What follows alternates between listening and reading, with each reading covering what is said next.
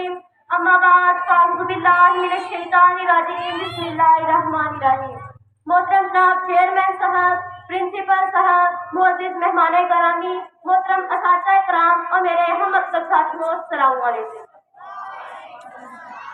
آج مجھے جس موضوع پر لب کشائی کرنے کا موقع ملا ہے اس کا عنوان ہے ہمارا مسئلہ غربت نہیں قیادت ہے۔ چند روز پہلے کی بات ہے، ایک ماں نے اپنے لہتے جگر کے گلے پر چھری چلا دی کہ وہ بد نصیب اس دھرتی کے انعام میں سے اپنا حصہ طلب کر رہا تھا۔ حاضرین دماغ، صرف چند لمحوں کے لیے محسوس کیجیے جس وقت وہ ماں اپنے کانپتے ہوئے ہاتھوں کو فولاد بنا رہی تھی، اس وقت اس ملک کے حکمران کوٹھیاں اور محل تعمیر کروا رہے تھے۔ جس وقت وہ ماں اپنے لاڈلے کے گلے پر چھری چلا کر اپنی ممتا کا کلیجہ قربان کر رہی تھی، اس وقت اس ملک کے حکمرانوں کے بچوں پر، عقیقوں پر 50 بکرے قربان کیے جا رہے تھے۔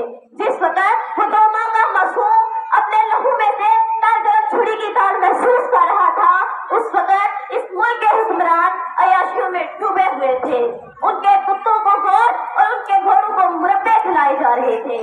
رہزن کے بارے میں کیا کہوں کھل کر، رہزن کے بارے میں کیا کہوں کھل کر، میرے کارواں یارو میرے کارواں۔ جناب والا، جب میں اس معاشرے کو معاشرتی اقتدار کے ترازو میں تولتی ہوں تو میں دیکھتی ہوں کہ حکمرانوں کے پاس عوام کے لیے کوئی پاسبان ہی، محض چند خاندانوں کے پاس صاحبان ہے۔ جناب والا، میں دیکھتی ہوں حکمرانوں کے محلوں میں بجلی کی بندش پر انکوائریاں تو بیٹھ سکتی ہیں مگر جون کی گرمی میں سسکتے بھلکتے بچوں کا کوئی حال نہیں۔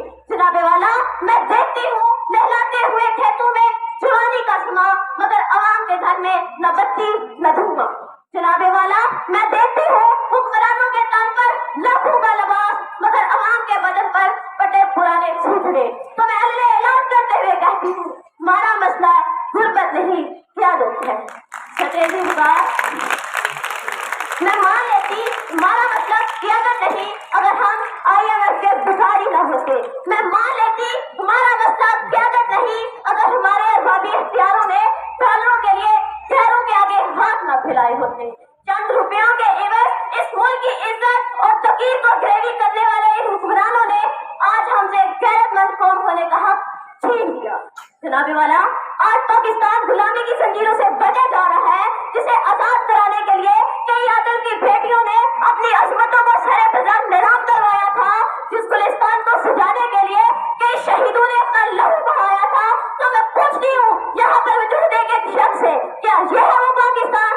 نہیں، دوسروں کے ٹکڑوں پر پلنے والا میرے قائد کا پاکستان نہیں ہے بلکہ یہ آج کے عیاشی میں ڈوبے ہوئے حکمرانوں کا پاکستان ہے۔ تو آخر میں ان پر یہ واضح کرنا چاہتی ہوں اگر انہوں نے اسی طرح اپنی نامزد قیادت کی کمزوریوں کو غربت کا نام لے کر چھپانے کی کوشش کی تو وہ دن دور نہیں جب ملک کا بچہ بچہ انہیں یوں للکارے گا، تم نے لوٹا ہے صدیوں ہمارا سود، تم نے لوٹا ہے صدیوں ہمارا سود، اب نہ ہم پر